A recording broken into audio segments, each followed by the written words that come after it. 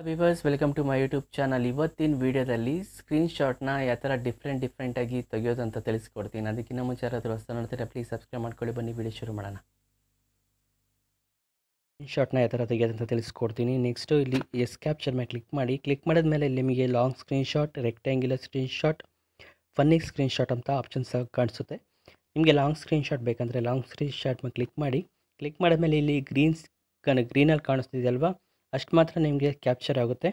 ಇಲ್ಲಿ ಸೇವು, next exit ಅಂತ option ಸಿಗುತ್ತೆ. ನಿಮಗೆ ಸೇವ್ ಮಾಡಬೇಕು ಅಂದರೆ ಸೇವ್ ಮಾಡ್ಕೊಳ್ಳಿ, ಬೇಡ ಅಂತ ಇದ್ದರೆ ಎಕ್ಸಿಟ್ ಮೇಲೆ ಕ್ಲಿಕ್ ಮಾಡಿ. ನೆಕ್ಸ್ಟು ನಿಮಗೆ ರೆಕ್ಟ್ಯಾಂಗ್ಯುಲರ್ ಸ್ಕ್ರೀನ್ಶಾಟ್ ಬೇಕು ಅಂದರೆ ನಿಮಗೆ ನೋಡ್ಕೊಳ್ಳಿ, ನೀವು ಎಲ್ಲಿ ಬೇಕಾದ್ರೂ ಪ್ಲೇಸ್ ಮಾಡಿಕೊಂಡು ನೀವು ಕ್ಯಾಪ್ಚರ್ ಮಾಡ್ಕೋಬೋದು, ಸೇವ್ ಮಾಡ್ಬೋದು. ಇಲ್ಲಿ ಸೇವ್ ಅಂತ ಇದೆ, ಅದನ್ನ ಕ್ಲಿಕ್ ಮಾಡ್ಕೊಳ್ಳಿ.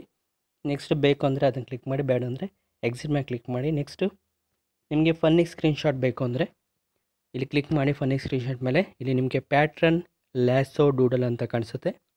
ನಿಮಗೆ ಪ್ಯಾಟ್ರನ್ ಬೇಕು ಅಂದರೆ ಪ್ಯಾಟ್ರನ್ ಮೇಲೆ ಕ್ಲಿಕ್ ಮಾಡ್ಕೊಳ್ಳಿ. ಇಲ್ಲ ನಿಮಗೆ ಡಿಫ್ರೆಂಟ್ ಶೇಪ್ಸ್ ಎಲ್ಲ ಕಾಣಿಸುತ್ತೆ, ನಿಮಗೆ ಯಾವ ಶೇಪ್ ಬೇಕೋ ಅದರಲ್ಲಿ ಕ್ಲಿಕ್ ಮಾಡಿಕೊಂಡು ಸೇವ್ ಮಾಡ್ಕೊಳ್ಳಿ. ನೆಕ್ಸ್ಟ್ ಕ್ಯಾನ್ಸಲ್ ಮಾಡಿ. ನೆಕ್ಸ್ಟ್ ನಿಮಗೆ ಲ್ಯಾಸೋ ಅಂತ ಆಪ್ಷನ್ ಸಿಗುತ್ತೆ.